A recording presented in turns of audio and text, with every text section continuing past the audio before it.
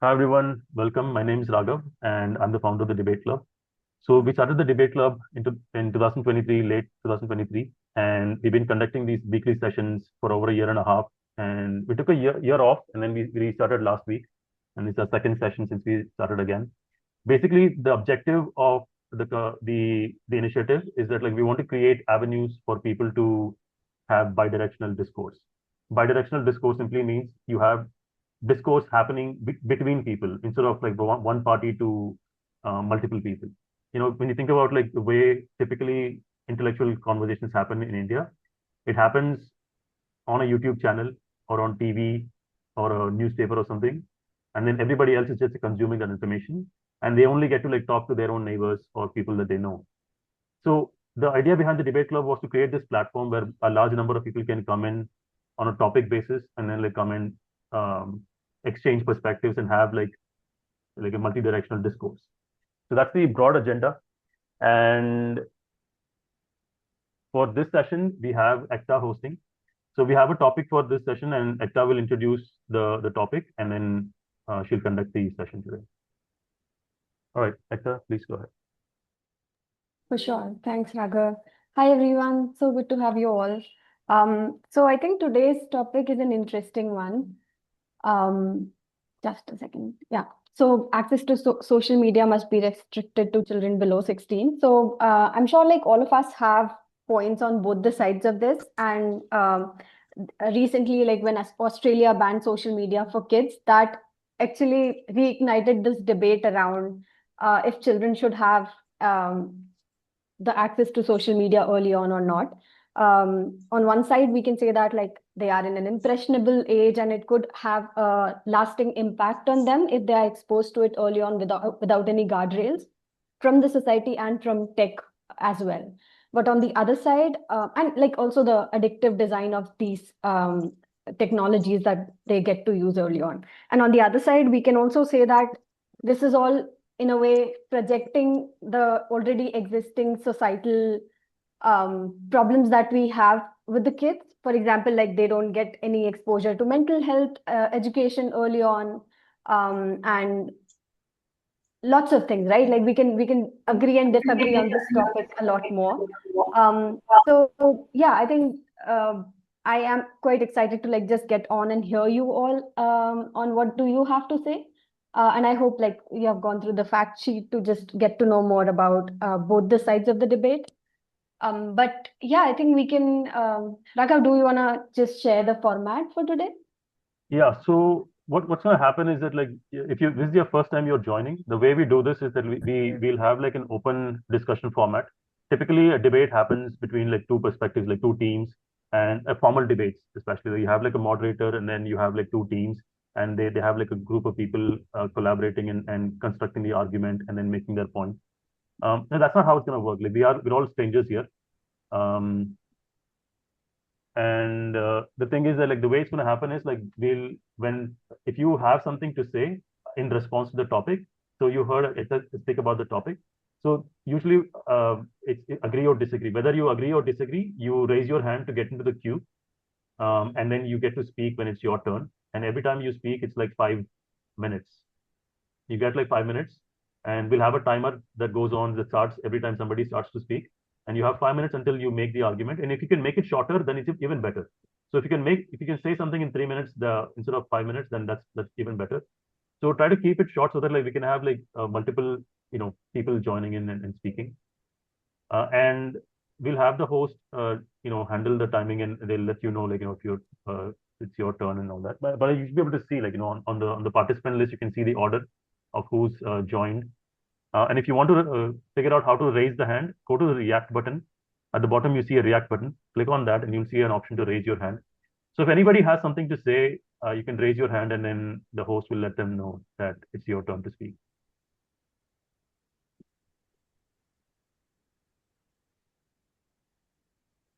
Ekta, Yeah, I yeah. mean, you can Sorry. take on the host. Yeah. In the rush of things, I just forgot to introduce myself. So, hi everyone. So good to have you all. I'm Ekta, and I have been a part of. I mean, I know of TDC for the last 1 year, but previous session was the first time that I joined, and it was a really fun time. So I just thought like moderating would help me get involved even more closely. So, which is why I'm here to moderate this, help Raghav and Rose moderate this session. Yeah, that's pretty much it. And feel free to raise your hand if you have any points, or you can also keep adding in the chats also in the meantime. No, let's keep the conversations on the voice. Okay, like the chat is like I don't want people distractedly reading the chat when things are going on. So if you have anything to say, please raise your hand.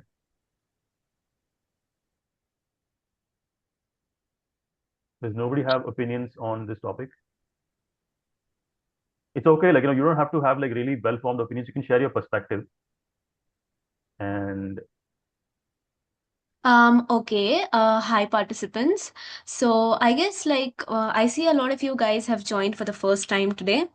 Hi, Puneet in the chat. Is anyone speaking? Maybe no, not yet, Puneet.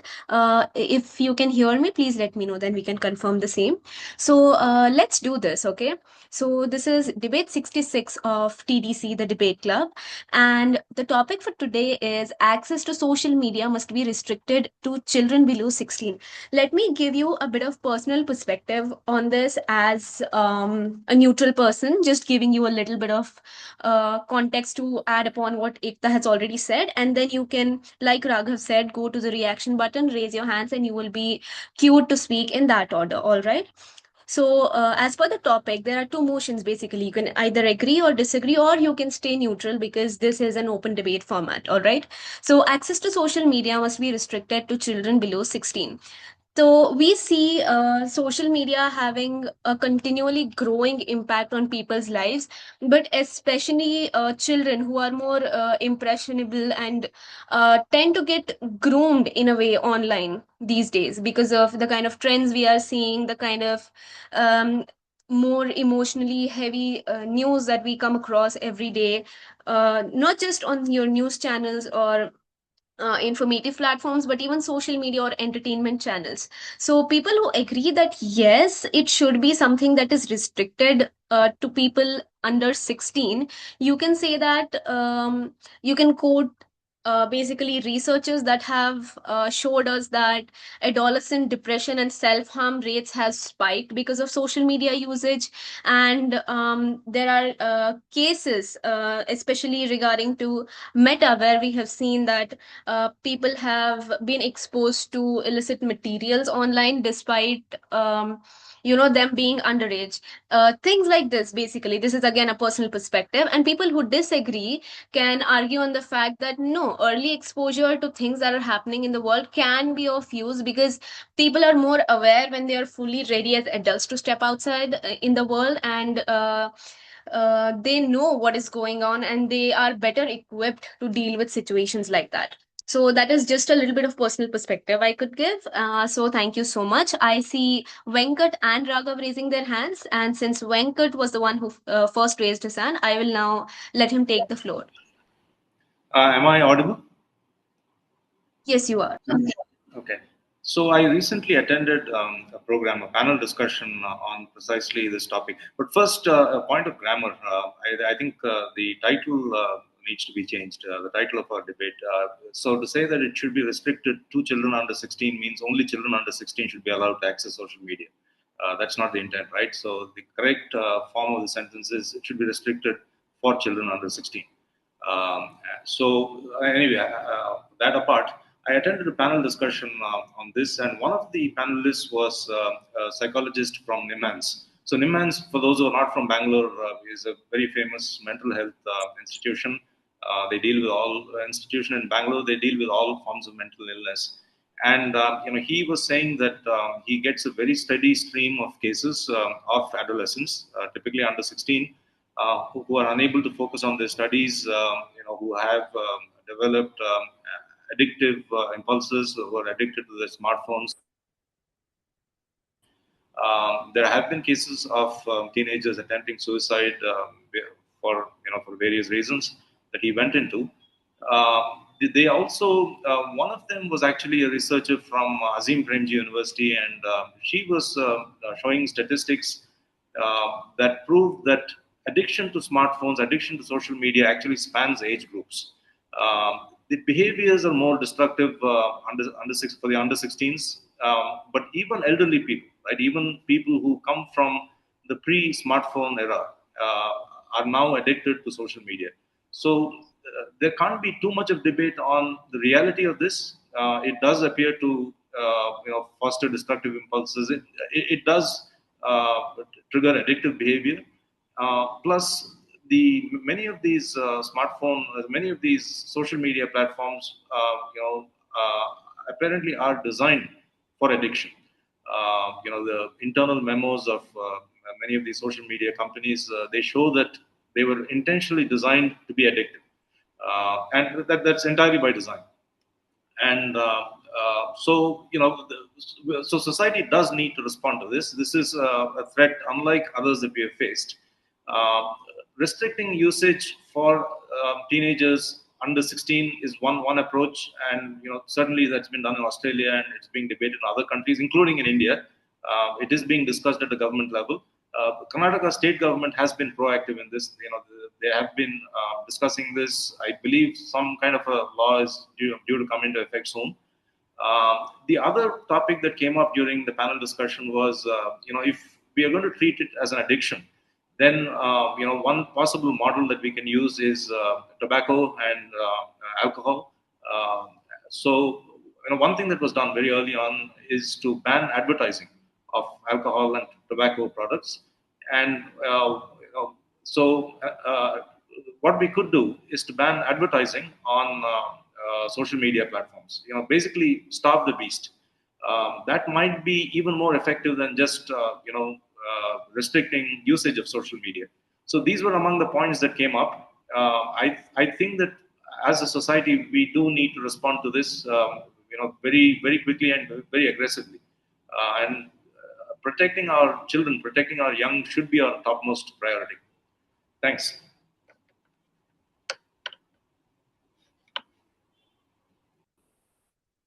Thanks, Venkat. So we'll just first hear from Raghav as well. Go ahead, Raghav. All right. Yeah. So first of all, Venkat, thanks for pointing out the grammatical error. Actually, what happens is like we have these like Google form on our website, and people can submit their topic, and we have a curation process where we fix these topics and then we publish them. But this one we didn't do enough. Actually, I deliberately had it as like two, because like there is a anyway, we had like grammatical discussion, and then I did this, and I think it makes sense with it that you could be confused for the other way of saying it, like where it's restricted just for them. But anyway, that's thanks for pointing that out. Now coming on to this, my point, I think I would say that I fully agree with the thing. Actually, I would go one step beyond to say that like I think we should restrict access to technology in general. And I'll give you like a reason as to why I'm saying that. So my background is in cognitive and behavioral neuroscience. I studied that, and I did some research before I kind of like came out of that field. So I know like how like our human cognition works and what is actually important about how our mind works. And one of the most important things about how our mind works is attention and attention control. So human attention is actually like a huge resource. That is our resource of our consciousness, basically. Okay, and that's the reason why it has economic value, because if you can get enough people to think about something, you can actually derive market benefits out of it. And that's what's going on in terms of like how advertising works and why people are paying to get into your attention, even if you are not the person to purchase the item. Just being in somebody's attention has like economic value in like second order, third order factors of that, just that fact that like somebody has your attention. And I think one of the things that makes technology really dangerous is that it's very sophisticated. First of all, it's not like the same line of sophistication as what we're evolutionarily used to. So it kind of like impairs the normal developmental cycle. So when you're a young child, engaging in a multi-sensory input is what is most efficient.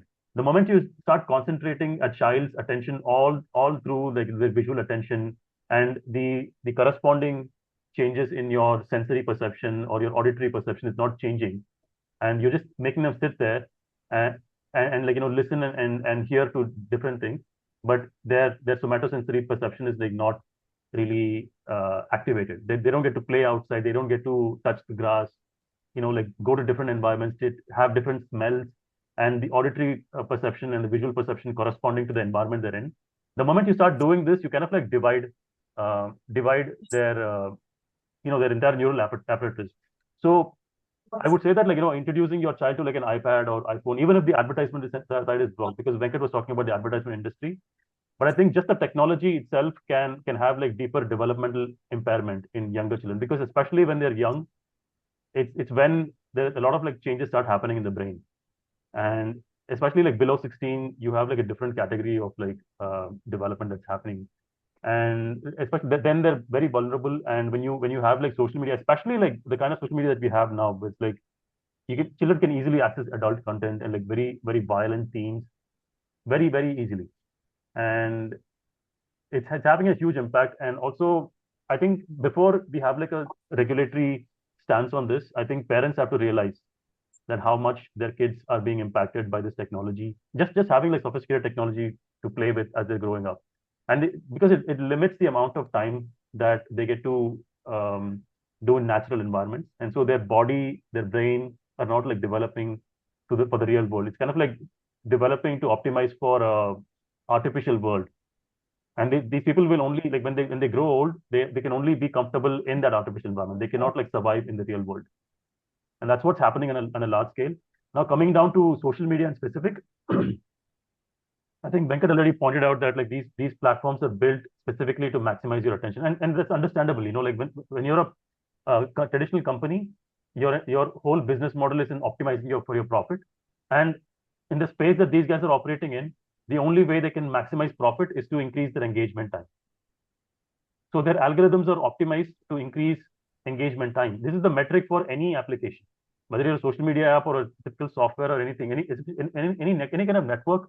Engagement time matters, because like that's the number of people that you can advertise to, right? So this is happening, and that's the reason why they built all the apparatus to optimize to grab your attention and hold it. So I think that's my time. Yeah. Okay, thanks, Raghav. I think I really agree with the point of like kids getting exposed to this whole like industry which is vying for their attention early on.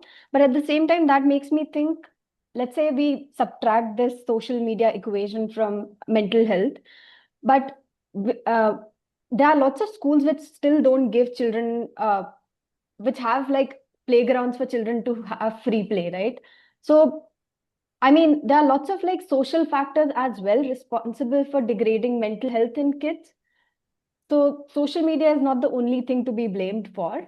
So I do feel like the social infrastructure plus the institutional infrastructure, which is more like making sure that the parents are aware of the downsides of it, and they are keeping guardrails, and not just parents, but like also the design of tech is in a way not as addictive, referring to the Facebook, the Meta and YouTube research that recently came out.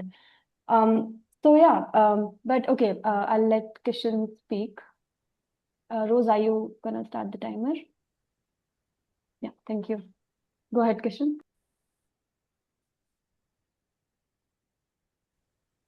Hey, am I audible? You can speak a bit louder, but yes. Sure. Thanks, Raghav, for once again organizing an interesting topic. But I think the topic is interesting. The way we are looking at it is completely off, right? And I don't think so regulations, laws, or any systematic change can make things better. All we are trying to do is creating an environment around our kids of hostility. We are not making our kids aware. Rather, we want laws from the government that will ensure that our kids don't go on social media. That's like very highly unrealistic expectation, which makes no sense from a society point of view. That's point number one. Point number two here would be that,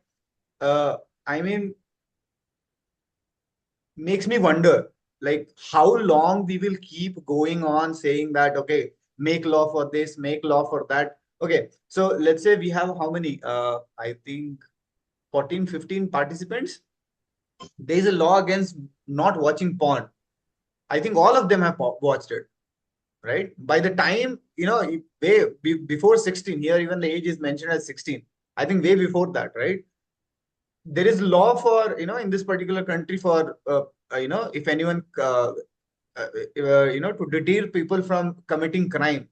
Still, people are coming. I think we have literally stopped looking inwards. Parents have forgotten their duty. They want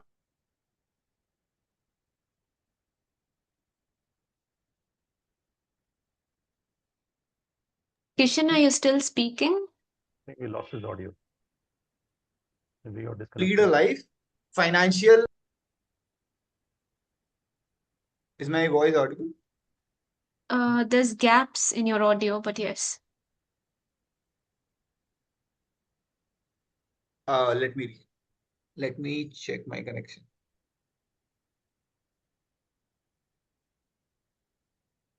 Yeah. Am I audible now? Better? Yes.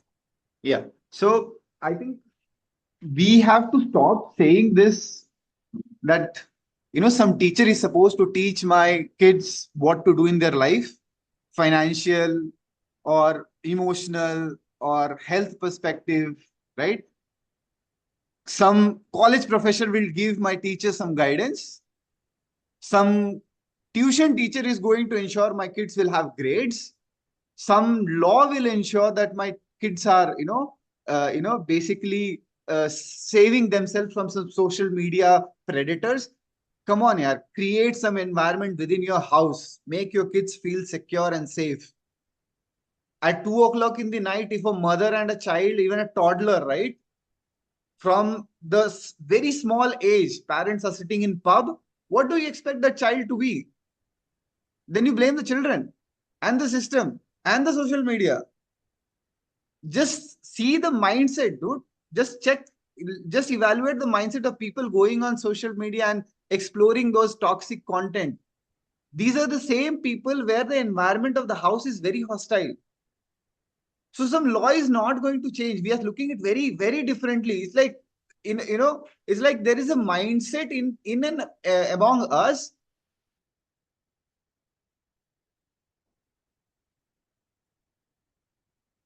We lost your audio again.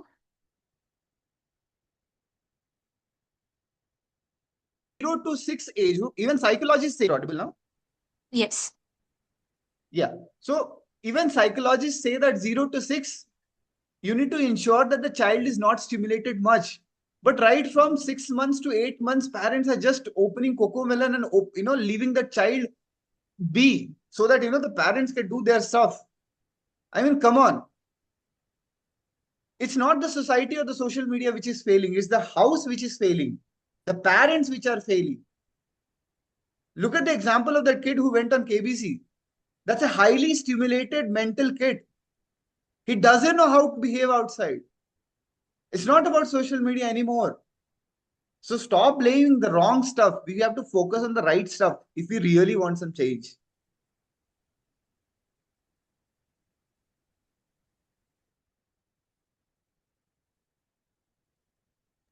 Yeah, that's all from my end.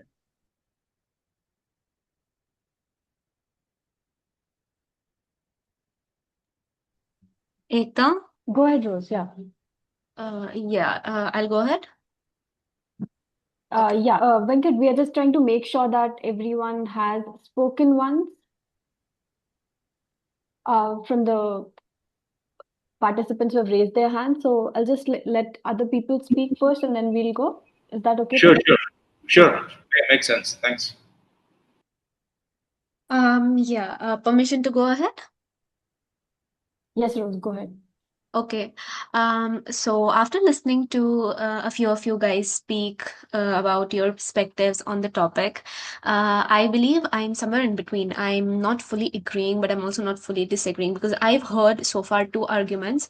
One, calling it a parenting failure and not a societal or some other kind of failure where social media is the key villain to blame. And on the other hand, I have also listened to an argument that banning social media is not the option. Instead, inculcating mechanisms where it does not have to be addictive is the most pliable solution. For me, I feel like the core argument that I have here is that one, it's not a parenting failure because parents are human beings, they have a life. And even if, let's say, you're micromanaging your kids will do what they want to do because that's what kids are, especially adolescents. They will do it behind your back. So that kind of dismantles it. And the second thing, to inculcate mechanisms on social media apps or platforms that make sure that they're not addictive or are not exposing the younger audience to certain things is pretty much not doable, because the whole idea behind social media apps that push short form content is to make it addictive, so you spend more time on there so they can make more money out of you, right? If it's free, you're the product. So I think for me, my core argument based on these two rationales that I have would be that children are simply not developmentally equipped to handle these systems because they are intentionally engineered to maximize attention and capitalize on it.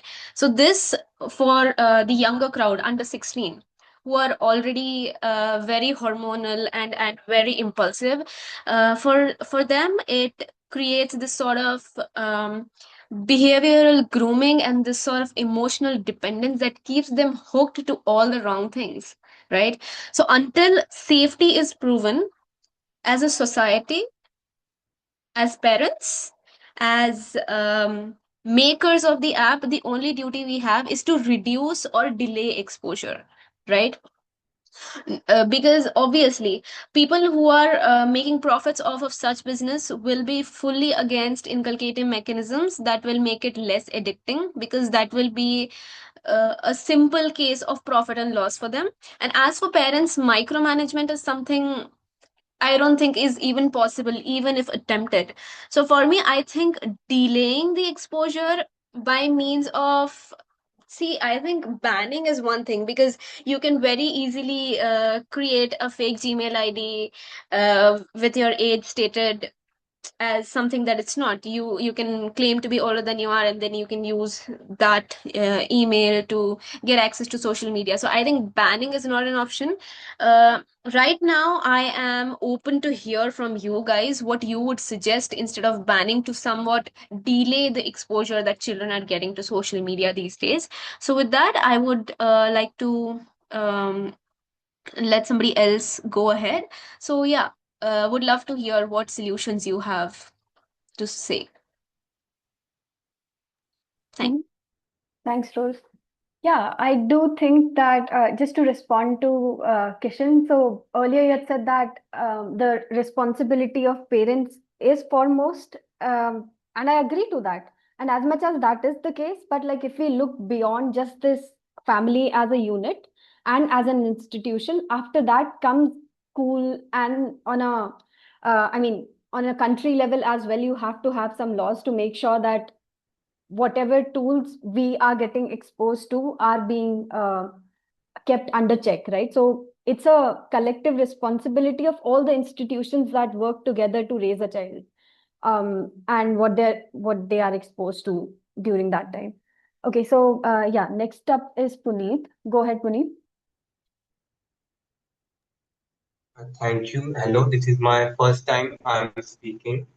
So I would like to first start with that whenever a product is launched that affects the safety and physical well-being of individuals, of consumers, we check the product. And social media is an service that affects the mental health of all users, especially teenagers who are going a crucial phase of brain development. So social media deserves additional scrutiny for teenagers. There are positives of social media and negatives as well. But I don't believe a ban will work. Sorry, I'm getting a bit anxious. It's my first time. A study by Science Direct concludes that banning social media just pushes teens to watch TV, play video games, and even explore darknet. And also many vulnerable communities need social media. Different table teams, LGBTQ plus youth need social media for online support. And also, second thing is, wait a second, please. It conflicts with children's right under international law, as was written in the fact sheet. And about the dark net, and also banning in India. There in India already there is an existing gender divide in access to internet, especially in rural areas. If we ban for teenagers under 16, then this will deepen the already existing access to internet access gender gap. It will deepen that divide. The solution lies in not a blanket ban, but a targeted policy that regulates the underlying system of social media platforms, how companies collect and store data, how the content moderation system, so that we ensure that extreme content like pornography, political violence, extreme violence is not shown to teenagers. And then the algorithm design, like autoplay should be switched off, usage limits. These are all features that we can have for teenagers. And I think banning for another problem is teenagers will be deprived of an opportunity to develop their digital literacy skills. Parents can guide them slowly and steadily. We can have a phased age-based restrictions. Like platforms can be rated like movies. We rate movies based on the content. We can rate platforms like that based on the addiction of the algorithm, the addiction, harmful content. Yes, that's my point. Thank you. Mhm. Suresh, you can go next. Yeah, hey, I also joined first time. So I will talk about 2 points here. The first one is the already Puneet was talking about. So regulating social media for the kid, I think that would be help to children, like they will not consume harmful content from the social media. And the second topic is that already talk about like parenting. So in general, like if we give something to our kid, for example, whatever food we are putting in the plate, that food only kid will eat. So whatever we are putting to our kid, they only use it. So we generally parent not giving any options, right? So then what option kids have to do? So if they have mobile phone, they will use it. If they have video games, they will use it. In past time also, like I also seen in villages, there are lesser social media access, but lot of kids already, like their development is very bad for them.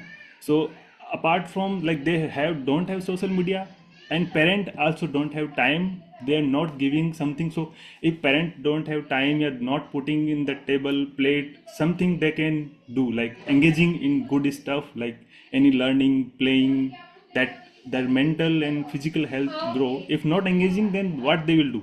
They will do something. So that is main cause. So banning, okay, today you will ban social media, what about other? How many things, like people, how many things we will ban? Future something will else come, right? So slowly we have to educate, like till 16 we have, like topic is like till 16 we have to ban social media. But before that, even like if we can transform the mind of the kid, and how we kid perceived this mobile phone in social media, that's also matter, right? So all thing is matter. So that is my topic. Yeah. Thanks, Suresh. Right, guys. So please keep an Go ahead. eye on the timer as well when you're speaking. Thank you, Suresh. Ekta, yes. Yeah, no, I was just saying, like, yeah, when you're a first timer, it could feel a little nervous when you're speaking, but feel free to just like keep adding your points, because it's really good to have everyone speak up. And as you, I think, just keep speaking, you just keep getting comfortable with it. Yeah, I'll let Raghav speak next, and then Venkat, you can go after Raghav. Go ahead, Raghav. All right, thanks. So we had like very interesting perspectives being added, and I just want to particularly like mentioned like what Kishan was talking about. Kishan mentioned that like it's a he kind of like framed it as if it's a single point of failure. The parents are the single point of failure, and it doesn't the other aspects don't matter looking into. But the way that I look at it is that like all of these are like layers in how the system works. And yes, you can point to one thing and then say that that's the responsible part, but these things happen together. I'll explain why that is the case. Because let's say that you say that parents are the only people who are responsible for what their children do. Now, let's say the parent does everything right. Now, if the societal culture around the whole thing is that like kids of their age um, get to be on social media, if that is the normal, those kids are going to left out. Those kids are going to feel left out. And typically, what happens is that people gravitate towards normality. Okay, so people want to be the same as others so that like they can have the pleasure of uh, having like a larger social circle. People tend to gravitate towards normal because like there is an inherent tendency to be conformative to what is expected of them. So if you're only addressing at the parental level, it's going to be very challenging, and very few people are going to be able to successfully come out of that. Now that's why regulatory framework actually matters. That's why it adds to the effectiveness of the final outcome when you bring in like changes at each layer of this. So at a regulatory level, at a cultural level, and at a parental level, all of these things matter, and even at a just understanding level, because the parents are not going to go and do all these things if there is not enough awareness about uh, the fact like these things have so much consequence on your child's development. And the government can do that by effectively enforcing a policy that is a very informed policy. Like it explains why this policy exists, and they put the onus on the social media companies or the technology companies to conform to certain standards. So if they put the onus on them legally, they have no other option than to conform to that. So they'll have to like work with the framework to make it easy for people to refrain from it if it's their choice. So as to where the line is, as to how much the government should control and how much should be like left out for business, like mechanics to come out. That is something that is yet to be decided. I'm saying that like we have to have some regulatory restrictions. I think like putting a blanket ban on access for people below 16 puts the onus on the companies to do the verification then. So they're supposed to like make sure that like those content is only accessible to those people who are verified to be above a certain age. So that's how you create a policy effect where you give them the freedom to execute it on their own terms, and then just specify the policy as to like what is the outcome you're looking for.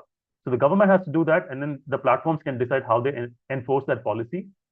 And I don't think that I agree with somebody else was talking about like at a feature level. I don't think that level of bureaucratic control over a social media platform is really healthy, because like that is not how, like the moment you let a state dictate the business mechanics, I think it really stifles innovation.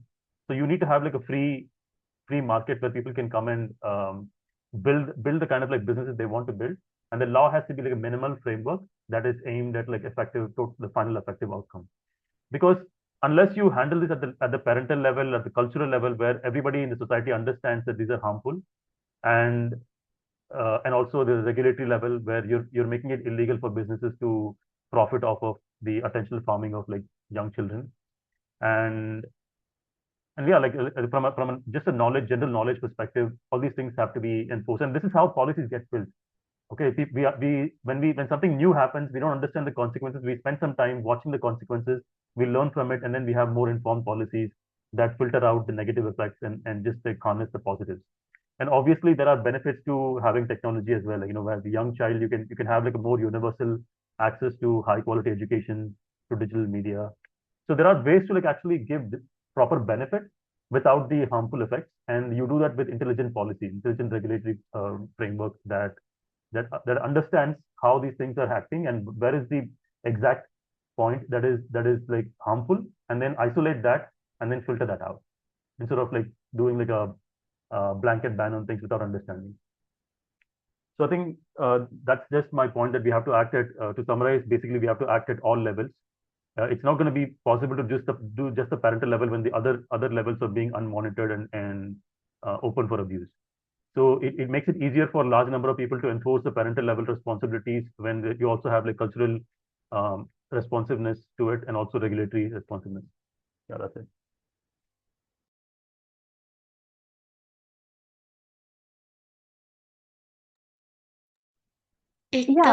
Yeah, I'll go ahead. So, yeah, Raghav, it was interesting that you point out the responsibility of like the collective overall. And I do feel like these tech companies, which are more global, um, and like it's important for them to have laws rather than like individual cultural or state level laws, because the state level laws might differ from country to country.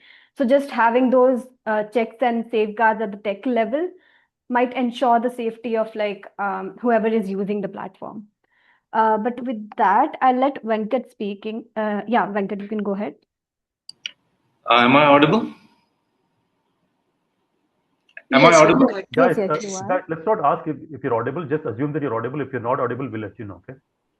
Okay, so Raghav has actually covered some of the points that I wanted to cover. So, but I'd like to add something to that.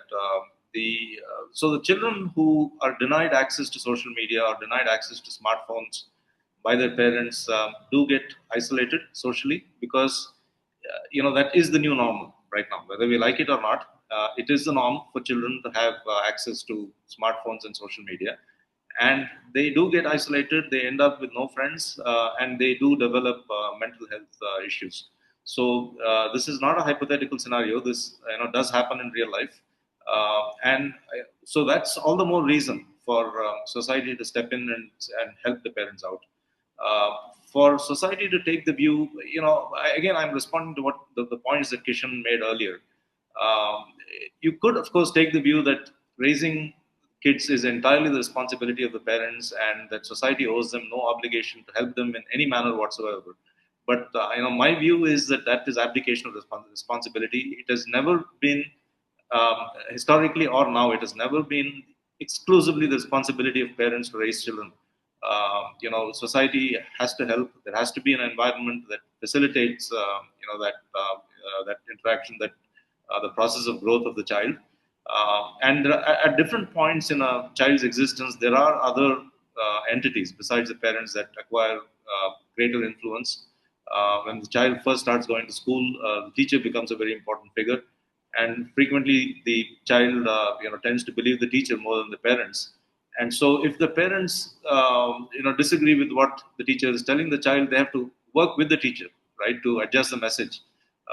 And once a child enters the teenage years, the peers tend to be a much greater influence than the parents. So, parents who are left to raise the child entirely by themselves will be helpless, and so society will not benefit from that. I think there is a need for some kind of a regulatory framework, for some kind of laws to govern social media. Now, exactly what is needed is something that can be debated, which is what we are doing now. Thanks. All right, I see Sarvesh next up. Go ahead, Can I Sarvesh. respond to the last comment? We'll just let everyone speak at least once, and then I think after Sarvesh and Advaita, it's anyway you, Kishan. So Sure. go ahead, Sarvesh. Hello everyone. I'm joining in for the first time. My point is about banning social media. Use of social media under kids who are 12 or under 16 age. Basically, this gets under use of smartphone. So, use of smartphones emit blue light, which reduces the melatonin production. If you use smartphones 1 or 2 hours before your bedtime, it reduces melatonin production, which causes uh, problem in falling asleep. And it's been shown in few researches that children below the age of 12 and 17, something like that, they are like 2 or 3 times higher probability of having any sleep problems. And sleep is very important for these people, because like children's, because it has many effects on your prefrontal cortex. Prefrontal cortex is the part of your brain which is responsible for decision making, and it is very sensitive to sensitive to lack of sleep. Even 1 or 2 hours of lack of sleep can cause a lot of problems with it. Yeah, that's my kind of view on why the smartphone use in itself should be limited between children under 16. And when it comes to banning it, I think banning it is possible because when you go to buy a SIM card, uh, you have to do a KYC, you have to show your driving license or Aadhaar card where your age is verified properly. If government makes a policy like that and it's strict, I think it is not possible. Like you cannot just use a VPN and get on social media. If you have to show your driving license or your Aadhaar card to verify the age 100%. So yeah, banning is possible, I think. That's my view on why social media should be banned. Should be. Mhm. Advata, you can go next. Yeah, hello. Personally, I disagree with banning social media for everyone under the age of 16. I believe mitigating or very nuanced regulations would be more effective. Let's first look at Australia, which did try to ban social media for everyone under 16. I'd say these bans are ineffective, and we already have proof that it's been ineffective. Kids are already using VPNs to get past the problems, or they're impersonating adults. This means children are accessing social media when there are even less protections for them. Plus, if you do ban all kids from social media, this means you've effectively silenced like more than half the youth. Almost all media today is digital. You're preventing them to access, say, news articles, current affairs, civil discourse. You're preventing them from even learning about it. For example, Twitter. People on Twitter constantly complain about how bad it is, but at the same time, there are a lot of prominent figures, like you can see Elon Musk, you can see BJP regularly posting over there. It's still a source of news, and articles regularly report on those tweets I've seen. And I'd say that the real purpose of this ban, like an ulterior motive, could be for actually reducing the regulations on social media. Like, just think of it. It reduces the political pressure on these social media companies to actually regulate their addictive designs. Whatever harm they cause, they don't have to stress test or they don't have to regulate their algorithms as badly. They don't have to face pushback if they just ban all kids, which anyway doesn't work because kids are accessing it anyway. In fact, I'd argue the main issue is just addictive design. In fact, a lot of people, even I believe from the EU, there are a lot of documents that say the main issue is the incredibly addictive design. Everyone interacts with social media differently. If you look at, say, 10 different people from the teenage age group who spend 4 hours, they may all interact with it differently. One person has been scrolling shorts for the past 4 hours. Another person has been watching an animal documentary. Someone else is just watching funny cat videos. These all have such different impacts on a person. Sometimes it's helpful, sometimes it's harmful, but it's all just lumped together under the same category. Another thing, if you just outright ban it, you're treating a 5-year-old as the same as a 15-year-old. They are both banned from social media, same regulations. Maybe treating these two people as the same, a 15-year-old as a 5-year-old, can maybe fuel the rebellion or the pushback from these teenagers who aren't even being given the space to properly express or the opportunities to access. Also, social media has a number of benefits, you could say. While sure, there are a lot of negatives, there are also benefits. Students, especially suppressed communities or people who say have mental issues or feel isolated, are going through abuse or are a part of a minority, they can access social media and find comfort. But at the same time, it's been shown that people, adolescents with mental issues, especially adolescent girls, there is a disproportionate effect of negative social media on adolescent girls. Boys also suffer, but for girls, it's extremely concerning. They seem to seek out social media more. In fact, depending on which site you're using, it seems that social media can, while it can be a great tool, if used in the wrong way, it can act as a crutch to manage these negative emotions while you don't develop the skills to properly handle them. It seems that as these youth don't have any guidance, they don't know what to do, they seem to go to social media to help regulate this. These social media apps, depending on which one they use, can exploit this loneliness or using it as a crutch And so we get the negative effects on these teens or these kids.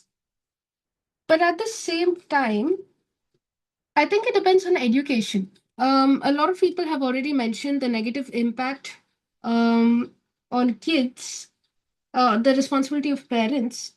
I say it depends on educating the parents, spreading awareness on the exact negative impacts of social media, how to use it as a tool to help instead of harm. Sorry, I'm just getting a bit nervous.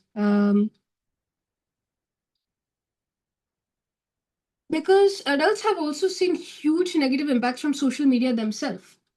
There are a number of suicide cases. For example, a Japanese wrestler in May 2020, Hana Kimura, I'm not sure if I'm pronouncing that correctly, committed suicide because of the cyberbullying he faced on Twitter and Instagram.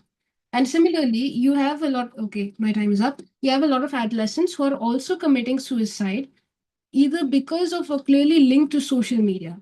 I think the main issue is a lack of information in dealing with social media and regulating just the addictive design specifically. Thank you. You raised some really interesting points here, Advaita. I see two more people in the line. So, yeah, Kishan, you can go ahead.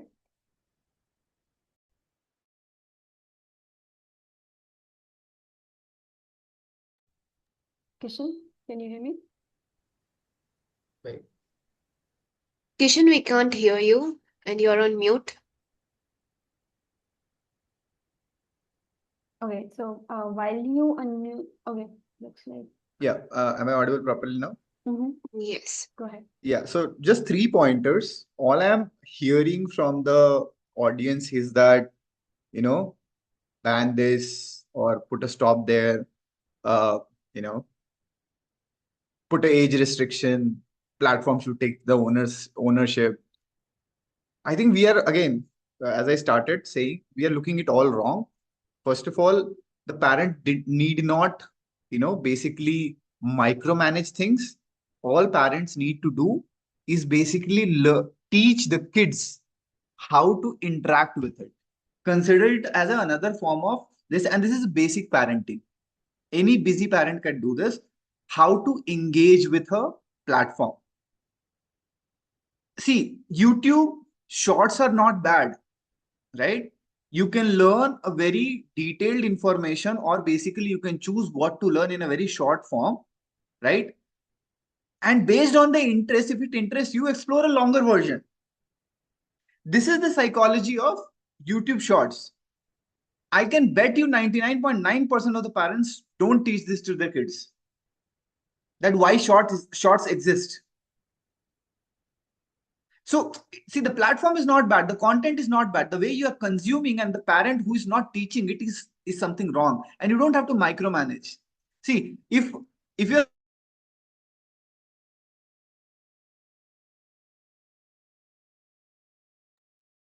we lost you, Kishore. Kishan? interested in cooking, that's not wrong.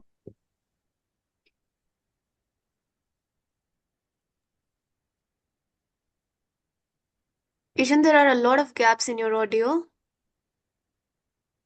Let me just recheck. Let me just connect back. Okay. So why? Meanwhile, I guess you can let somebody else go ahead and he'll come back and start reframing what he was saying. Yeah, Raghav, you can go ahead in the meantime. I mean, I had some things to say to Kishan. I think only when he comes back, it will make more sense to talk about those. But yeah, I think one of the things we should talk about is like how the nuances of how this is going to be enforced. If ever we got to a point where we're trying to do a regulatory framework, right? Because the nuances do matter. Like I see both the sides. People talk about the efficiency of like what has happened if people have tried to ban the access, like what happened in Australia, this, that. And I think it's important to discuss the nuances of how this can be enforced. And like I've been saying, like I think that age restriction does matter. It significantly contributes to the overall effectiveness of preventing our young as a species. Like as a species, we want to like create something that enhances the rate of enforcement of a effective environment for raising our young. Think of that as the larger goal. As a society, we're trying to do things that help us raise our young in the most optimal way that is informed on what we already know about human development and what happens during child cognitive development. Now, obviously, I think nobody's here is saying that like social media is inherently super healthy for young and we need to introduce more. I think people are talking about like, the dangers. I think most people are aware of the dangers and they're talking about like how we should not be throwing the baby along with the bathwater. That's what I heard from Kishan. And I see the merit in that. But one thing to understand is that it's not just the content. Okay, it's the mechanism, the mechanism in which the human attention is being tampered with. And I think most people don't even understand what is actually going on when you introduce your brain to repeated, highly dense, synthetically dense stimuli. Because when you're doom scrolling on an app, it doesn't matter what is the quality of the content. It could be like a very informative National Geographic short videos. But the fact that like your brain is getting those like hyper, like frequent dopamine hits, it fundamentally changes how your brain is suited for all the other things that life is all about. So it's not just the nature of the content; it is the mechanism of interaction that starts shaping your cognitive faculties. And no, most people, general audience, they don't understand these things because like this is not common knowledge. Okay, these technologies are fairly new, and it's important to understand that like not everybody understands the value of these. I mean the consequences of these technologies. And now coming to the nuances of like how we should enforce it. In my idea, like I have in my mind, I have like a very mature ideas like how we can enforce this. First of all, legal framework. You make the government should place the mandate to the social media saying that unless you bring in certain restrictions on your platform for age restricted access, whether it is to the entire platform or age restricted content access. For example, if some of you think that it's not okay to show hardcore pornography to young kids, and I think most people would agree to that, then it is the responsibility of enforcing that is on the platform. The platform should make sure that those content are behind age walls. Okay, somebody has to prove and verify that they are of that age to be able to access that. It should be like banned to public and then put on behind like a verified age gate so that like the platform makes it mandatory for somebody to verify their age in order to access that content. Okay, so this is I think this is the smartest move because we should not be like too restrictive with the freedom of these platforms and the freedom of the content creators. The platform should just make sure that the access is like given only to the people who we as a society agree should have access to that. And this also makes it like parental consent a lot easier, okay? Because let's say that you have like a system where the child can join the platform as long as the parent proactively consents that their child is allowed to access the platform, or if it's a maybe like specific content, the child can like request the access and their parent would get a notification where they can then approve it in case they think it's valuable. So it's a delegation of decision making. The child is like interested, but the parent gets to have executive control over whether they get to have access or not. And a lot of this is like is not, we don't have the sufficient tools to have mature enforcement of these things. And it's just that we are starting to think about these things now, and pretty soon once the legal enforcement is done, right, the platforms would start evolving and start executing more reasonable enforcement of these things. And that's going to happen. What you see in Australia is because the platforms are not mature enough right now. So I think you need to have like a multi-level system. And also like I wanted to talk more about the certification framework where like, you can say that like as long as certain platforms have these patterns of use, they come under certain certification. So that like you can easily classify different platforms based on their dark patterns. Because like when you're building an app or something, there's something called like dark patterns and light patterns. So if it's like trying to hack your attention for your for the profit, it'll mark it as a dark pattern. So we can have like that level of like certifying of social media platforms and the content so that like we can then have a more filtered approach to restriction. Thanks. I think we'll let Kishan speak for the rest of his time. Rose, do you remember how much was elapsed? Kishan, I will be giving you 3 minutes since you approximately spoke for 2 minutes earlier. So you can start by giving us a summary of what you were saying earlier and then continue on the same note. And after that, I saw that Siddhant wasn't Yes, able yes. to raise his hand. Siddhant, you can go ahead next, followed by Venkat, I believe. Yeah. Yeah. So see, all I'm suggesting here is that the engagement pattern needs to be taught to the kids, right? The quick summary is that if shorts, you have to tell the kids why watching shorts. If you have some interest, watch shorts related to that. If you want to explore further, go to the longer format, right? Because it's basically about gaining that kid's attention. It's not about micromanagement. That engagement with the platform is a duty of the parent to be taught, because for 6 to 8 years the child is spending majority of his time within the house. If the parent is not becoming the teacher cannot teach anything. The attention span is gone. Psychologically it is proven that a child's maximum mental development or a growth happens during the phase of 0 to 8 age, right? And at that point of time itself the parents are most negligent. They don't know what kind of environment they are letting their kids to interact with. See, if a recipe on YouTube is useful, you have to teach how to consume that. That is the duty of the parent. The society, the system will come on later. It has nothing to do with micromanagement. It starts at home. There is a reason it is told as the house is the first school. Let's learn something from nature, right? That instinct of killing or hunting is taught by a lion to his cub. That protection of your herd is being taught by the father. The deer or basically the elephant is not going to teach that cub not to hunt or how to hunt. I mean, come on.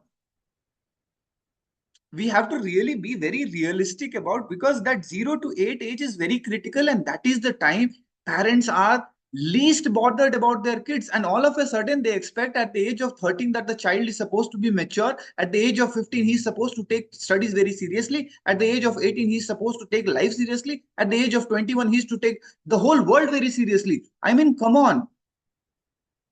This has nothing to do with any kind of education system or college or interaction with the social media, or the platform being doing this or that, or any law can help here. Nothing can. The law cannot regulate your houses. Come on, let's be realistic about things. The entire discussion is like it's going in some other tangent. Yeah, that's all from my end. Mm-hmm. Yeah, it's interesting that you say that, because I also feel like these technologies are so new and continuously evolving that even the parents might not understand how predatory it can become sometimes, and how the addictive design or the algorithm or the recommendation engine really work. So yeah, that then brings us to like, if the education should involve that as well, like our education system should involve a study of like understanding how tech really works. But yeah, I see Venkat next. So Venkat, and then it was Siddhant. Yeah, Venkat, you can go ahead. Sorry, actually, you said Siddhant first, then me. Yeah, that's right. Okay, yeah. Thanks for Siddhant, pointing are that you out. still unable to raise your hand?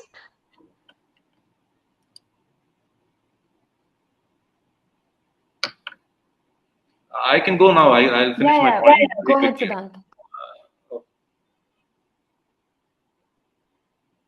Okay. Okay. Let me speak quickly then. So my point is again a response to what Kishan has been saying. He's basically saying that it's a responsibility of the parents to guide the children and so on. Now there are the assumption there is that the parents are capable of guiding their children. So in India, there are millions and millions of families where the first individual in the family who's getting anything resembling an education is actually the children, the first child of the family. In rural areas where the parents are uneducated, ignorant, very ignorant, practically illiterate. right? For all practical purposes, illiterate. They are in no position to guide the children about anything. They may not know much about social media, and they see the children using the phone. They depend on their children even to do things like UPI transfers, right? So they have no idea what their children are actually up to. For no fault of theirs, they are just not equipped to know what the children are up to on the phone, and so the children could be up to anything on the phone.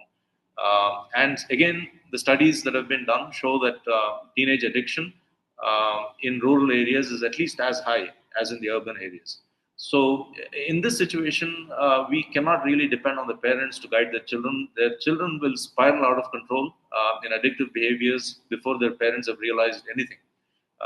And so, once again, the support of the law is needed in order to ensure that the next generation of children from these rural areas are actually able to get their lives in order and have a bright future, hopefully.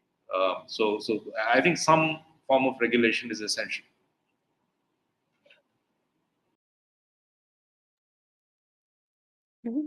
Siddhant, you can go next.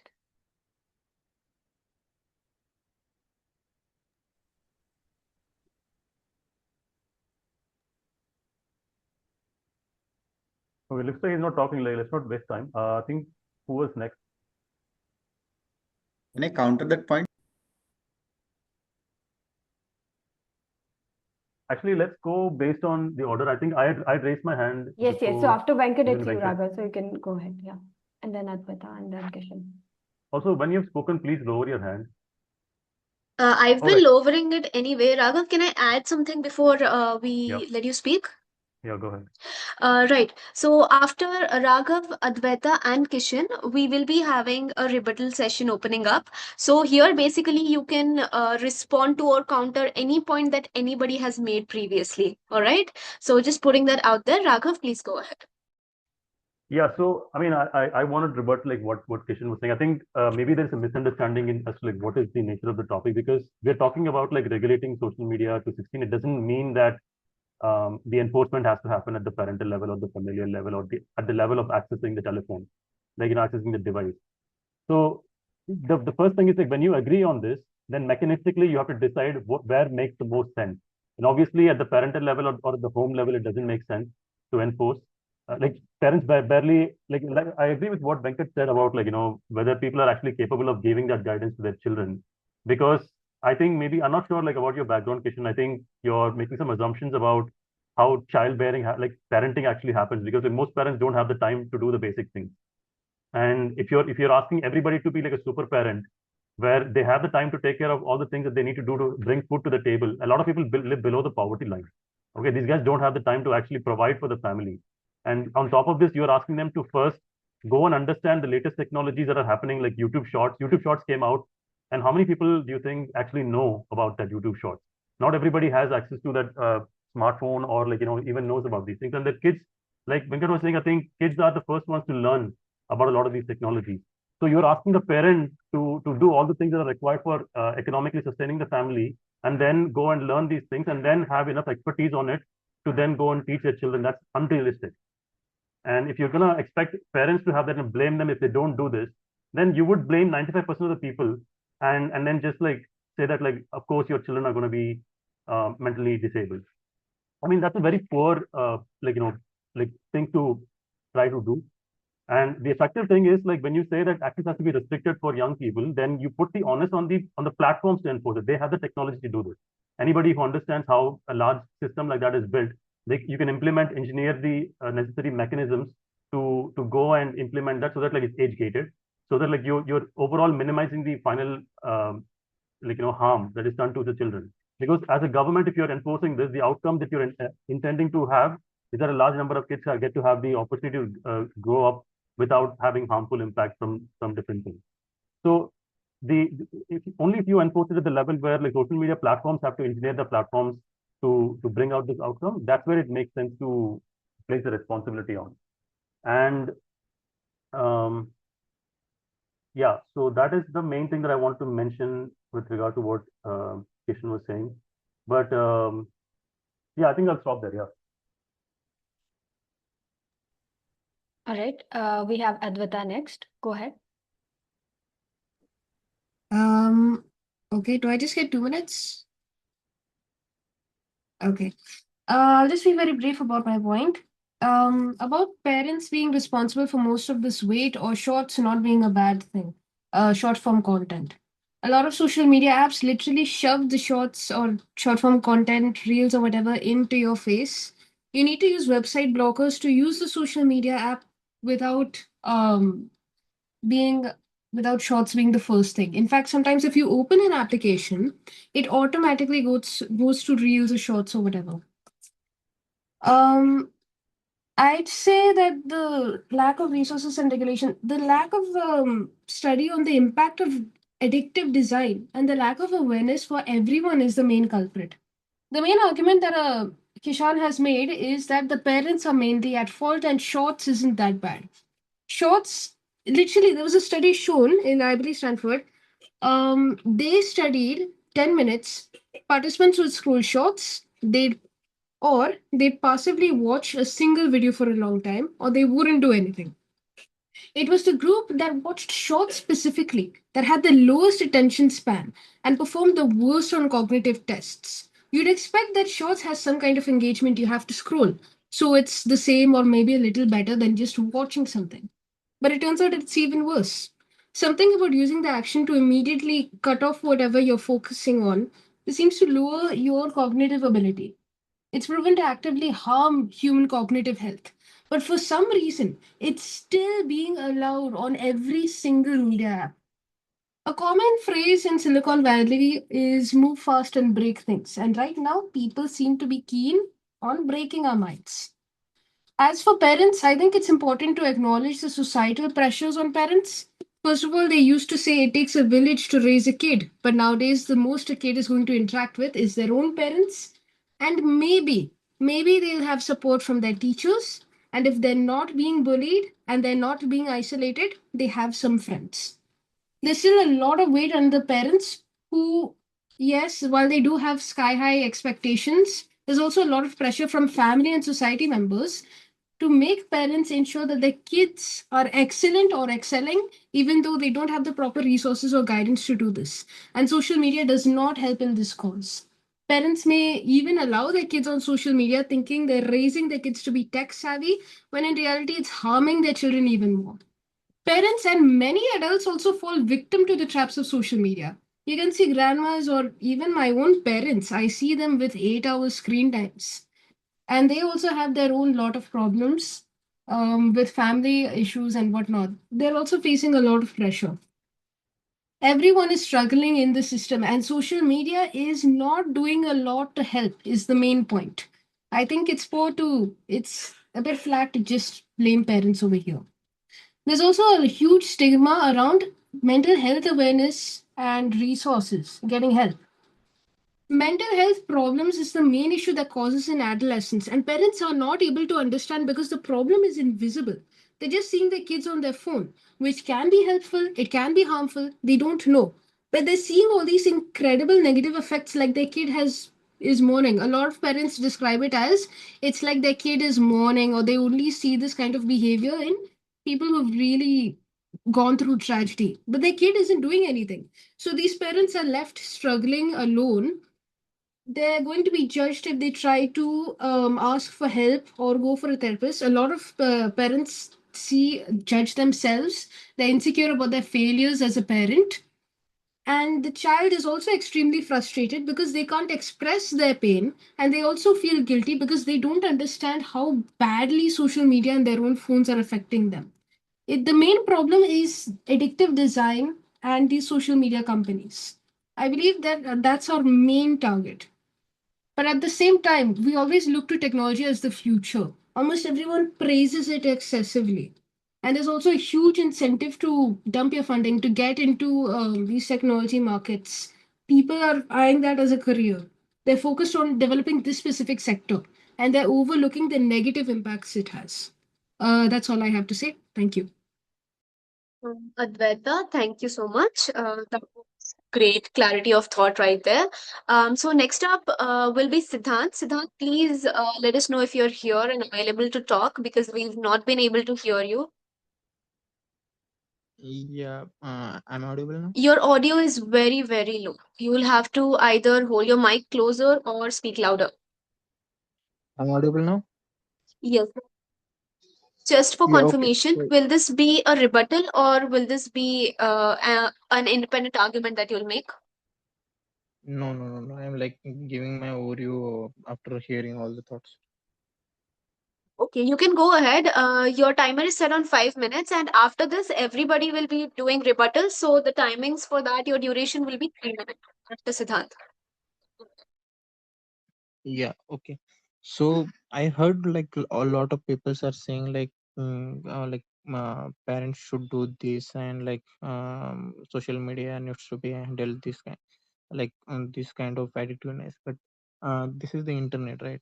Anyone can build the applications in the AI age and make people addictive. So we can't rely on internet to make like regulations and laws to stop the social media. But when it comes to very good points are taken by people who said that home is the first school, and the second one thing is the girl who spoke before me, that point is there, like she said like more friends needed, right? So uh, in my company, I will give the overview. In my company, what is happening, like lots of people are like scrolling the reels while they are working also, they are doing the work over there, and the smartphones are inclined to the desk, and like they're scrolling the reels, right? So those people are like more older than me, like 29, 30, 31 people are also there, and their childrens will be there, right? So here's the thing, why I'm not that much addicted to the social media platforms, because I diversed myself. Like in my company, when the recesses are there, like if the snacks breaks are there, I'm not scrolling the reels, I'm playing the football or tennis, right? So uh, table tennis, I'm saying. So this kind of diversion we need to talk about, like in villages in lockdown. When we face the lockdown, I'm not in my friend group, we are not addicted to the social media, because we're playing the cricket from 4 to 7 at like evening time, and all the other time we're working in the farm, right? So in the cities, we're not able to see that much of grounds are there are not that much of outdoor games. Okay, even though if there are not that much of outdoor games, indoor games we should promote, and that should be done from the government side. And I'm strictly against to the putting the guidelines to the social media applications, because you see, in my area, what I say is that like lot of peoples are going through lot of things. If we are adding the guidelines, let the government add the guidelines on the social media, lot of corruptions and lot of things will be there that will not be logged into the people's mind, right? So that's why like we can't restrict the social media from their use. Like if you see, like if something needs to be get attention of whole nation, the short media platform is a very good platform, right? Like a lot of people are scrolling seeing the social media over there, like they can see the entire thing, get the entire context in short format only. So if something is not happening good with someone, they come there and expressing themselves, that would be fine for them, right? So entire summary is promoting the outdoor games as much as possible. We can't think about adding the laws and guidelines to the social media applications. There will be some social media application will come and using the VPNs, as like many people said. Like I can like mention here the Blue Whale game is there, right? I don't know whether you heard about it or not, but uh, lot of children, like 12 children in Maharashtra, in my state, the suicide did because of that Blue Whale game, and that even is not in our Play Store, right? So these things I'm saying from my side, and that's the time from my side. All right. So I see Kishan, your hand is also raised. You can go ahead next.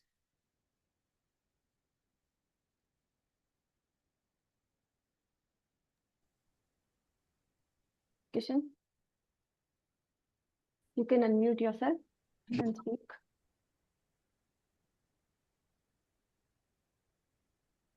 Okay, looks like you're not available. Raghav, you can go next. Am I audible? Sorry. Yeah, you are. Yeah. So, first of all, Raghav, it's not about how parents are busy, they have their own life, they have to achieve something, they have to work, this, that, and all.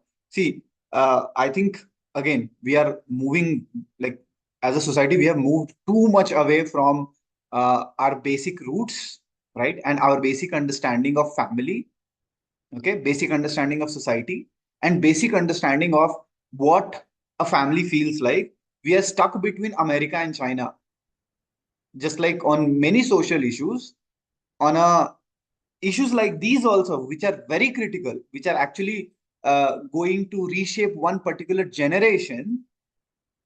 We are stuck, right? And then we are seeing that from an entire point of view of having that parents are busy and they cannot ensure the basic engagements, how a child is supposed to behave, how a child is supposed to consume information, how a child is supposed to evaluate his environment.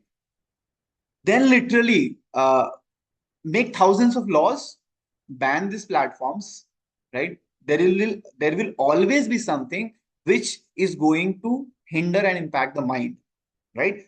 The engagement with similar platforms is the duty of the parent. If the parent is not doing that specifically between 0 to 8 age, the child has literally, this is not my curse or something, but the child will struggle. Okay, try stopping him from all the laws and regulation. The child is going to struggle, right? Point number one. Point number two for Venkat. Venkat, what you mentioned was very critical and very interestingly weaved as something which felt like a narrative. You took a problem of a city and you attached it with a situation of a rural area to basically make it feel more like emotional angle rather than giving a logical angle to it, right? It was just like that, seeing all the rant or basically the discussion around the movie Chiraiya. Okay, the way people were talking about that one particular movie, right? They took a problem which was very genuine, which was actually painful for thousands and lakhs and crores of women, and they made a mockery out of it by the people who are sitting in their AC rooms and just making narratives out of it. So it totally depends upon us whether we want narratives, whether we want actual solutions, right? No engineer, no company. Try understanding one thing: every company is out there for profit. If you are not going to protect your own flock, no one else will. So I'll remain with that same particular point of starts at home. And the parent has to do it. Otherwise, it's better to follow the concept of dinks and danks. That's all. Sorry to interrupt, but what was that last point? Everyone must follow the law of that very last sentence he said. I just didn't catch that. I'm so sorry to interrupt.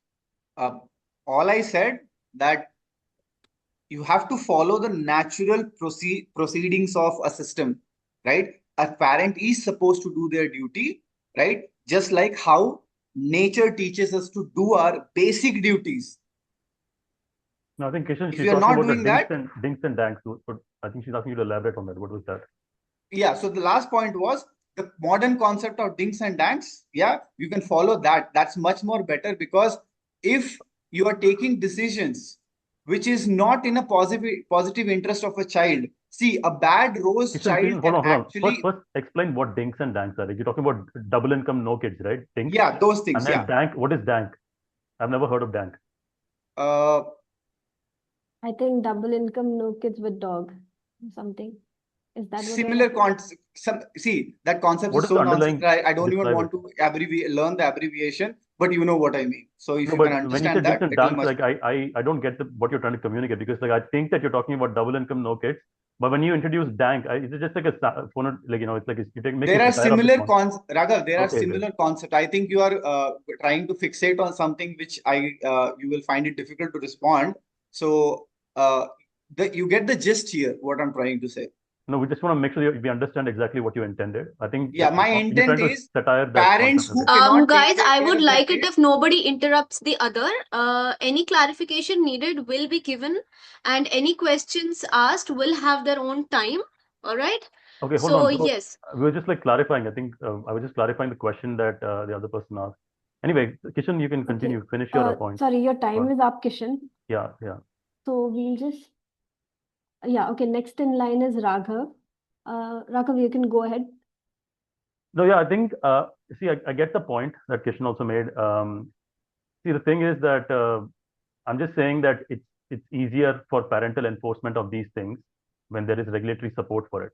I'm not saying that, of course, yeah, parents. And I want to specifically talk about the one thing that Siddhant made, which was that the moment you start like regulating social media, then you have to regulate the entire internet, which is a physical impossibility. Like you cannot actually like police the internet, because like internet by its nature, it's like very distributed, and anybody can publish the thing online, and we cannot police internet the same way that we are able that we've been able to police like physical spaces, right?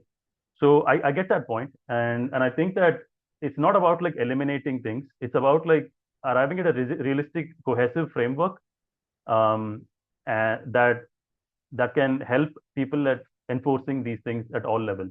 When I say enforcing, like, you know, I'm not talking about enforcing a specific policy. I'm talking about enforcing whatever we've been able to like learn about the impact of the social media. And also I want to specifically mention that um, you know, making it entire responsibility of the parents is not realistic, because a lot of people themselves don't understand.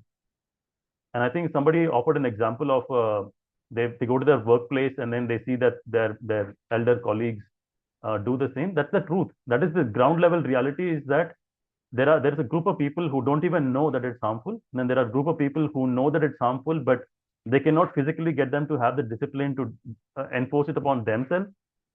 Now you're expecting these people to go and like enforce it on the children. It's very, very unrealistic, and it's just not going to happen if you frame it like that. I think the more eventually, like, I think no matter which level we conceive, the ultimate reality is that all individuals are responsible for their own enforcement of their environment. They can only, like, from the society angle, like they can only teach about the harmful impacts of these things. And we're also learning, you know, like these things, as they keep evolving, we're also learning the consequences over long periods. And it's everybody's responsibility to enforce these things for themselves. And as a society, we can make it easy for them to do that. That's the only thing we can do. I don't want to make this into like a blame game as to like whose fault it is. It's more about like what can we do collectively together to make sure that we raise our young to be more well developed, because that has consequences for entire species. Yeah, that's it.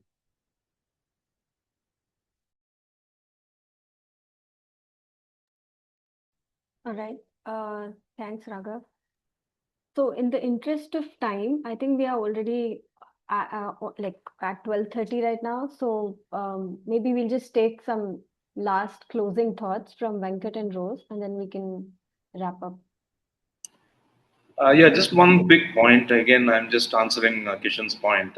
The idea that it is entirely the responsibility of the parents to guide their children, to discipline their children, is not tenable, even based on current law.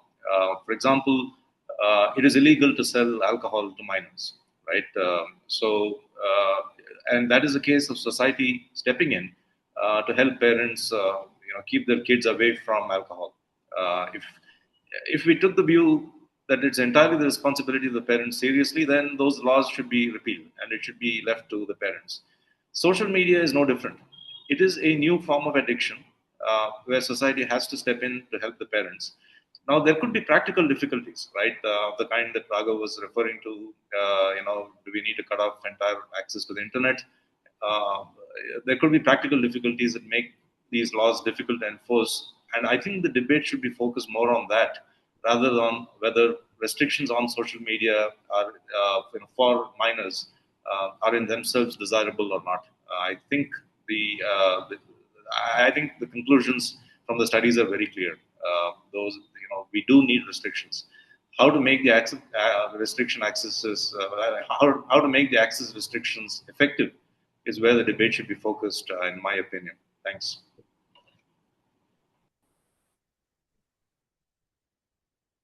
Sorry, Rose, you go ahead. All right. So from what I've gathered, and just to sharpen my point that I had made earlier, it was nice to listen to you guys think and come up with how we can solve this particular thing without really having a blanket ban upon it. And so what I would like to suggest is making it a layered solution, right? So I would suggest some 3 levels of responsibility here because it's not a one-man game. So I would suggest a level of parental responsibility, institutional, and then policy responsibility. So the basic point here is that the youth mental health crisis or whatever has been going on in varied degrees of intensity that we see as an effect of social media cannot be dealt with at just one level, all right? But from the get-go, I would like to add that policy here matters most because it somehow has not somehow it actually has the most impact on the environment that shapes us as human beings in general, let alone just kids. By kids I mean people under 16, right? So let's start with the layer of parents, because here's the thing: we keep telling parents to monitor screen time, manage their children, right? But we have to understand that we are putting up individual households, or in some cases individual people, individual parent, against platforms who are employing behavioral psychologists, optimization systems, scroll mechanisms, infinite scroll mechanisms even, and notification engineering. This is one, for one, it is not a fair fight at all. You cannot put up families who are unaware of how things work against corporations who have engineered every single process, right? So your personal responsibility does matter on the parents' end, but systems will always overpower these isolated family units. And this is the same for everything, not just social media. It could be junk food, it could be tobacco, gambling, alcohol, substances, anything, right? Now, then we come to society. By society, I mean, it could be your peers, it could be your school. Some people were talking about how teachers cannot teach a child who wasn't taught by their parents. So, like, schools can help during school hours, all right? But this whole psychologically engineered ecosystem that social media has created, it still continues after your school hours, right? So the late night doom scrolling, the dependency, the sleep disruption, right? And sometimes even cyberbullying that continues from schools and then from social medias, it follows the children home. This cannot be stopped by schools alone. So, like, yes, schools can create certain durations of protection from this exposure, but then the policy here is the ocean itself, and you can look at school or parents as an island in the ocean, right? So, like, that's the metaphor I'll be referring to. And now coming to the most important part that I emphasized earlier, the policy, right? Because platforms are optimizing for engagement because engagement is generating profit. And as long as children are profitable attention markets, there will be no incentive for voluntary restraint that will be employed by the organizations, because this will always lose to the competitive pressure that these organizations have. Then if one platform is safer, let's say that one platform employs these mechanisms, right? So if one platform becomes safer, another is more addictive. One parents restrict access, another family or peer pressure will bypass it. If one school bans phones, social dynamics will continue online anyway.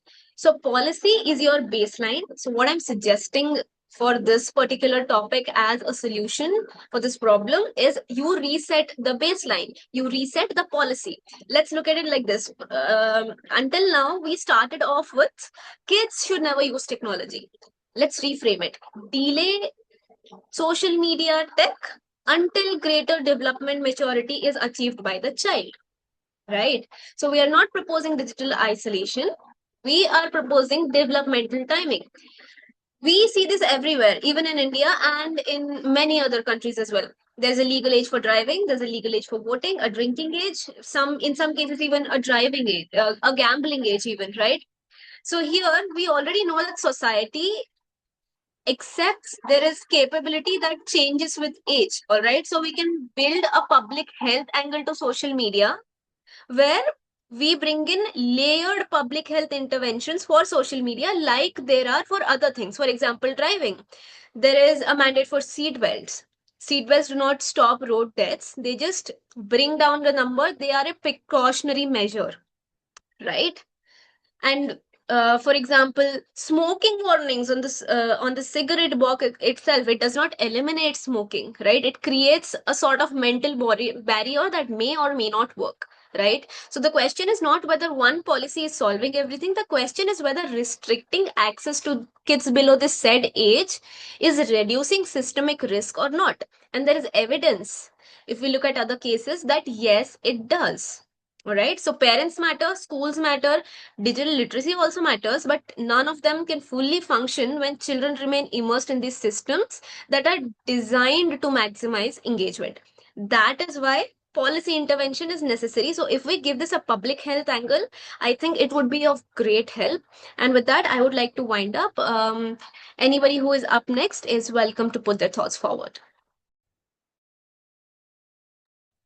No, very well articulated, Rose. Good job. I think I completely agree. It's a collective responsibility of everyone under their own supervision, like be it parents or be it the state level interventions or the tech itself. Like everyone has this responsibility to make sure that it is safe for the ones who are using it. Raghav, I'm not sure, like, do we have more time to? Yeah, we have more time. We can, I think Okay. Kishan has it up and then Advaita also raised the hand. Okay, so Advaita has been like trying to rebut for some time now. So maybe I'll just let her speak and then Kishan, you can go ahead. I actually just wanted to clarify Rose's point. So I won't take more than 1 minute. So to clarify, you believe that first parental responsibility, just to add on, we could provide resources for informing parents as to how to handle things like social media, school, and so on. Then as well as communities for parental support, social support. And you had spoken about a public health angle, creating a proper ministry to address mental health and social media, treating it as though it could be a proper addiction. But what about enforcing policy appropriately? Because I still feel like a major issue is just stress testing how addictive design can be and how exactly the exact impacts it has on human cognition. Because after AI, after shorts, after every single technology has been released, only now we're getting the feedback on the exact impacts. I also believe the EU, we could take more inspiration from the EU or the Netherlands and their extremely strict policy review. So yeah, I just wanted to add that the public ministry idea, having it as a certain sector was an incredibly good idea. Yeah, just wanted to summarize what possible solutions could be so far. Thank you.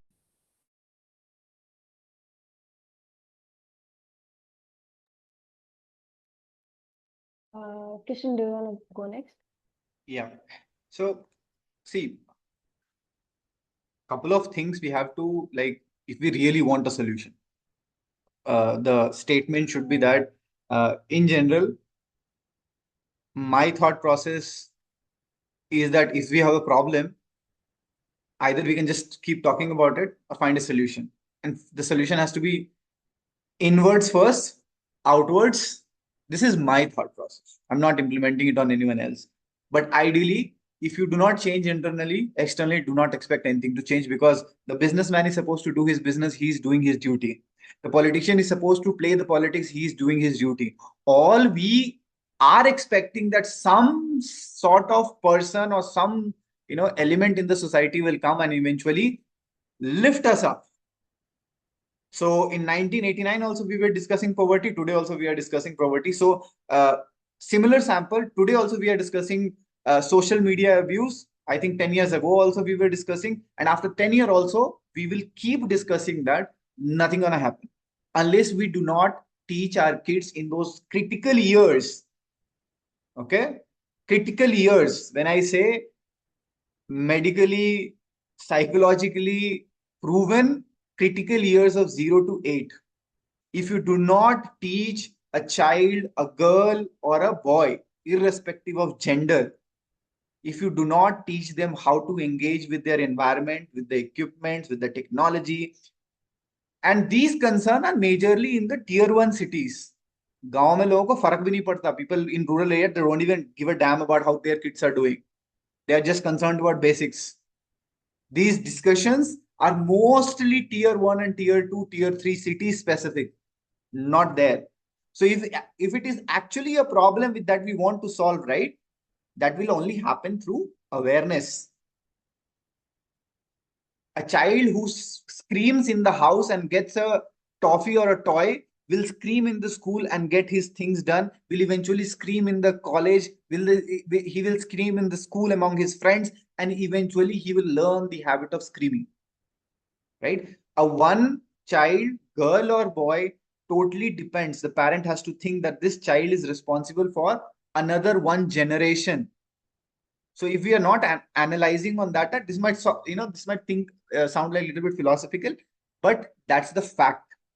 One bad parented kid will eventually be in a bad relationship, be in a bad marriage, be in a bad environment, or create a bad house in future. Those 8 years define that, because I'm a personal believer of the concept that there's nothing called as teenage factor. It is an uncontrolled, stimulated child right from the childhood who eventually becomes arrogant at the age, because obviously the hormone will do what it is supposed to do. But if the child's mind is stimulated to that extent, obviously he's not going to be in your control. In the same age group, there are kids in the school who are focused on competitions, coding, working, doing something. And the other guy whose house was unstable right from the childhood, or the environment was unstable right from the childhood. There are kids at the age of 14 who are starting startups, but there are kids who are at the age of 14 consuming marijuana and porn. Where is the problem? The root cause is the house. With that, I conclude. All right. Thanks, Kishan. I think pretty much like everybody is on board on the original topic, which is we should restrict the access. There's been some disagreement in terms of like at what level we should enforce the restriction. So I think pretty much like majority of us, like we understand the risks, and then we're proposing different alternatives. And earlier last year, like we had a session called like a brainstorming session. This, like, aside from this weekly debate session where we would go over brainstorming how to execute some of these things, but we had to stop that because of bandwidth issues. But anyway, I think that's one of those things that I'm really interested in doing, like you collaborate and like come up with solutions instead of just like having a back and forth discussion. Maybe sometime we'll explore doing that as well. But for now, I think we've had a fairly decent discussion, and we usually like try to close it at 12:30, but we went a little bit overboard today. But thanks a lot for joining in, guys. And I also want to let you know, like, can you please go to our meetup page and like rate our community, because like, that helps other people discover and join as well. And if you have like, if you know other people who would be interested in participating, please invite them over, and then like let's let them join the next week's session, and then they can get to understand how things happen. And we want to like increase the number of people that we have this with, so that like we can create a culture of like intellectual discourse. So that's it. Thanks so much for joining again, and we'll see you guys next week. Bye then. Thanks everyone. Bye bye.